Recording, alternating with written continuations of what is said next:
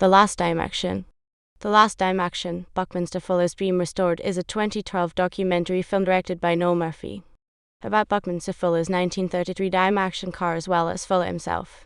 The film featured British architect Norman Foster, who called the car an incredibly beautiful aesthetic object and rebuilt the fourth Dymaxion car from drawings and study of the first three cars. In the film, noted automobile collector Jay Leno calls Buckminster Fuller a genius. Buckminster Fuller's advocacy for humanity permeates the film. Director Noel Murphy said describing Buckminster Fuller as a car designer would be like describing Jimi Hendrix as a guitar tech. Fuller was a visionary environmentalist. His lightweight teardrop-shaped car spun on three wheels, held a dozen people, and was originally meant to run on alcohol fuel. The documentary explores his other green innovations, including his geodesic domes and philosophical approach to architecture. Story. Exploring Fuller's invention of the geodesic dome and its innovative structural system, the documentary also examines Fuller's early heavy drinking, expulsion from Harvard University, and suicide attempt.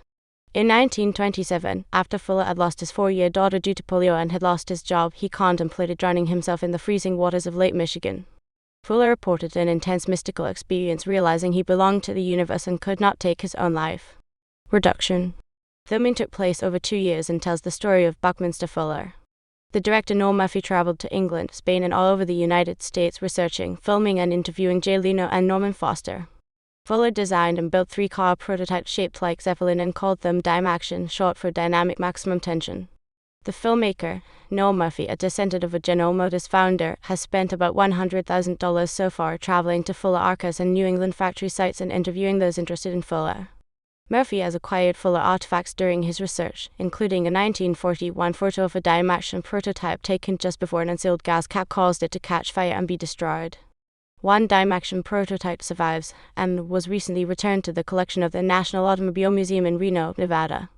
Murphy personally took part in the restoration at Crosswit and Gardner car restorers in East Sussex, England.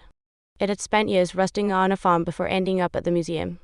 Part of the car was destroyed, but Bucky's true legacy was his thinking, the historian G. Baldwin explains in the documentary. Screening. The film has been screened at McPherson Museum of Art and History, Yale University, and Earth Day Cabrillo College.